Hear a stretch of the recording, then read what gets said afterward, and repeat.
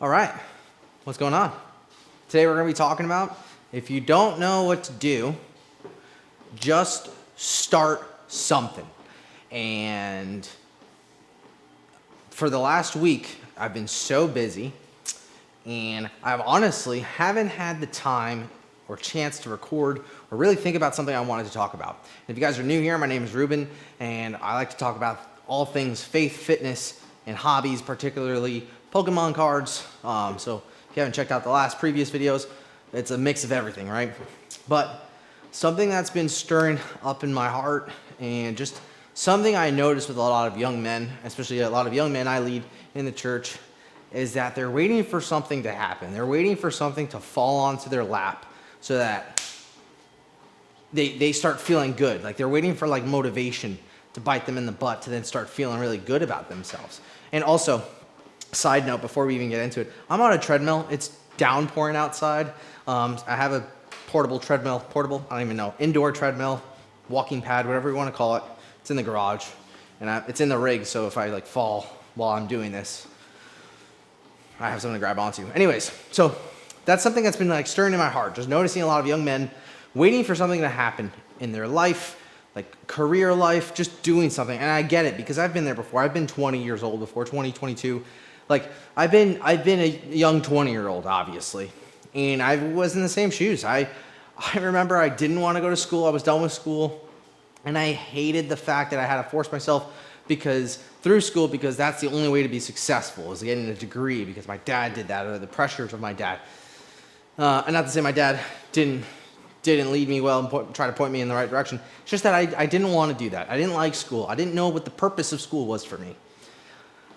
And then but the whole time that was happening, I was doing something. I was doing something that I was interested in, or I was working, not a lot, but I was working in a place that I felt very involved in. Like I worked retail, but I was a very like high-end amount of retail where they poured a lot of education of like sales and product and how to, excuse me, how to deliver that product, like how to describe that product to sell and to provide customer service. So like I was being like poured into. And that's where like this thing I wanted to talk about is that, man, I would have never had the opportunities I had if I was just waiting around for something to happen. And like I said before, I was poured into. Like I was doing a job that I may or may not have liked, or may not have saw myself doing for the rest of my life. Honestly, like I didn't think I was going to do that for the rest of my life, but I never really thought about it that way. And the people I worked with, the employers that I worked with, poured into me. They educated me in some capacity, and I still remember that to this day. Like I learned very good customer service from a guy that sold that was from Swarovski. If you don't know Swarovski, if I'm saying it right, like the crystals, like Swarovski crystals, like very expensive, like jewelry and glass work. Like the top sales guy who led all of the stores taught us proper customer service, how to sell, how to show off a product, like very niche things. But like, man, I still remember that to this day. And it kind of like helped me cultivate like a very good way of like communicating to other people in my way, right? Like everyone has a different like twist on how they communicate, but there's fundamentals as far as communication, showing kindness, showing like articulating well and really like not kind of acting, but like, you know, just if you're trying to sell, you kind of have like selling is manipulative, right? But you're also kind of like, you're giving the person what they want. So you're just manipulating them in a way where they're saying yes to something, or they want to say yes to you. You're just kind of like getting all the objections out of the way. Psychology, right? So with young men just waiting for things, like my younger self, if I waited around for something to happen, like I didn't work, or I was like, oh man, I'm waiting for a career to appear so that I can pursue it. If I did that, I would never be in the place I am today, because I'd still be waiting around for that thing, because you're never going to be satisfied. And when you wait around, you're looking for you're not looking for opportunities. You're actually looking for why you shouldn't do that, why you shouldn't do that thing.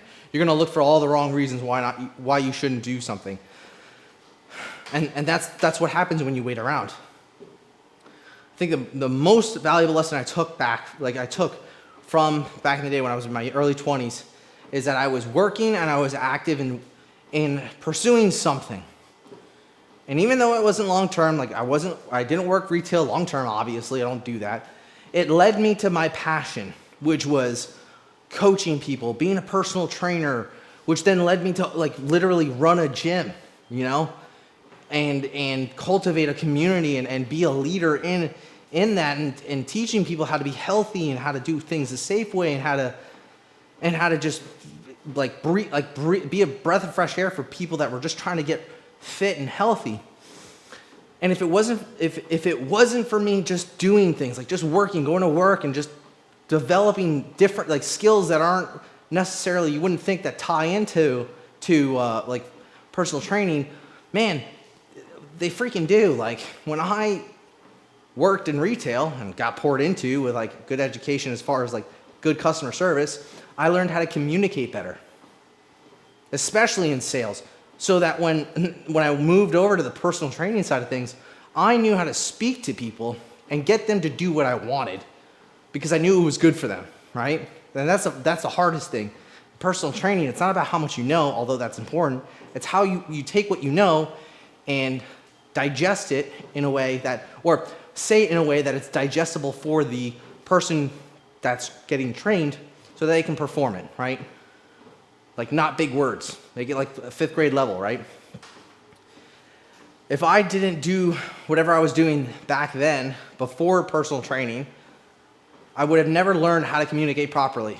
And the dream of personal training, and trust me, it was a dream because it was a personal objective for me to get healthy, and then that turned into a passion, right? And that goal of me getting healthy made me pursue excellence. And then when I got excellent, I wanted to pour that out into other people. So in the midst of me trying to get healthy, I was working. And while I was working, I was learning sales and communication and doing retail. And very, very slowly, and this is the thing, it seems fast in hindsight when you look back, but in the moment, it was freaking slow. It was so slow. I was working a retail job, and once a week, I would train, like this is like after I like trained for a while and like knew how to do things. I would coach people once a week. I would make $25 a week in the gym. And that happened for like a few months. The next few months, twice a week, making $50 at the gym, still working my retail job. And that eventually, after like a year or two of doing that, of getting better, being a better personal trainer, it got to the point where I was like, man, I don't want to do retail anymore. I don't want to do this sales position anymore. I want to do my passion and go all in with it. That leap is scary because there's a huge risk involved because there's less security in doing something that you don't know the outcome of if it will be successful than the security of just working a retail job where you get normal hours and you have equity because you've been with the store. But one thing I learned about working retail is, man, a store can shut down like that. And that's what happened to me. And luckily, I was able to kind of follow my manager to another store. But I digress. Learning the ropes, like learning your passions and figuring out your passions while you're working is the best way to then cultivate something that you want to pursue for the rest of your life. Now, obviously, I'm still in the fitness space, and I'm obviously not working for myself anymore. I work for a company, Merrick Health. But man, if it wasn't for all the things I've done in the past, I wouldn't be part of an amazing team I am today. And I get to actually pour my soul out when I work for that company. So what I'm saying is like, let's say you want to be an entrepreneur. And then like, I think every entrepreneur, I think any good one that has good advice, literally says, and it's like, man, Gary Vee says this all the time, don't quit your day job. Literally, don't quit your day job to pursue something that you don't know the outcome. Because the thing is like, man, if that fails, you have nothing to hold you. And while I was doing my day job, I was working retail, which made me good money, paying my bills. I was living with my parents, of course, but like paying my bills of like car, gas, insurance. I was learning a passion on the side with the extra time I had because I was passionate about it. And in doing that, that passion grew and grew and grew and grew to the point where I could think about like, I think it's pretty secure enough to just go all in on it. And that's what I did. So for those of you that are waiting for something to happen, you're waiting for a passion to just appear, stop waiting. Start cultivating it. But get a job. Go do something. If you're being a bum right now, there is nothing you're doing is inspiring imagination right now. Because you're inspiring nothing. So if you're being a bum, not working, or working very little hours at this dead-end job that actually doesn't actually provide you an income, it just gets you by, barely, well, you're not inspiring yourself to do something hard like the passion you want to have. So you're SOL. You're out of luck. You have to do something now, right, that you don't want to do, that pays the bills, that's going to fund your passions in the future.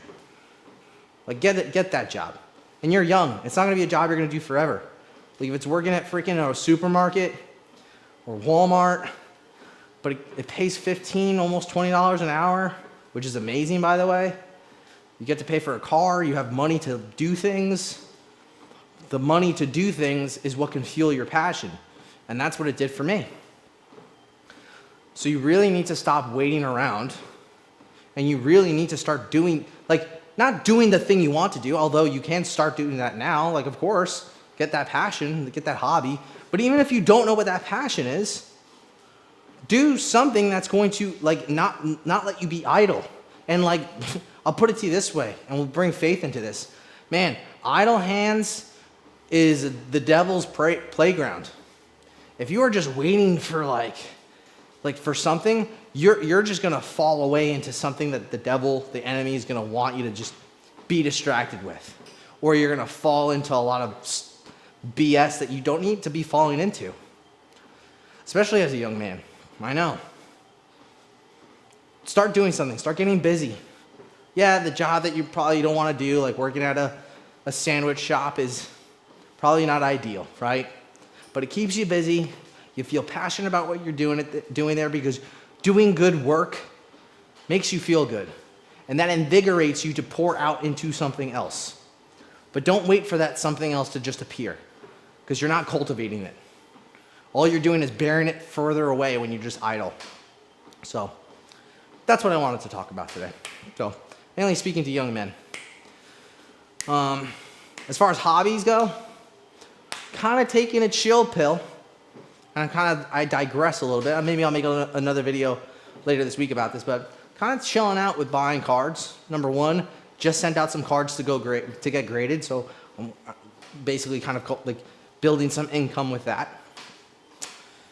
And until I get the income, and then I'll start buying other cards to then grade and collect and stuff like that. But right now, there's nothing that interests me. I'm currently finishing up a set for my son. Maybe I'll talk about that in my next video, which I can't wait to show you guys, because I have every single card that I need. And then now I got to focus my vintage set for DJ, which is cool. But yeah, kind of on a standstill with buying some cards. No shows coming up. Holidays are coming up. And everything is weird. But that's the video for today, guys. Hope you enjoyed it. I'm going to keep on walking. I'll see you on the next one. Peace.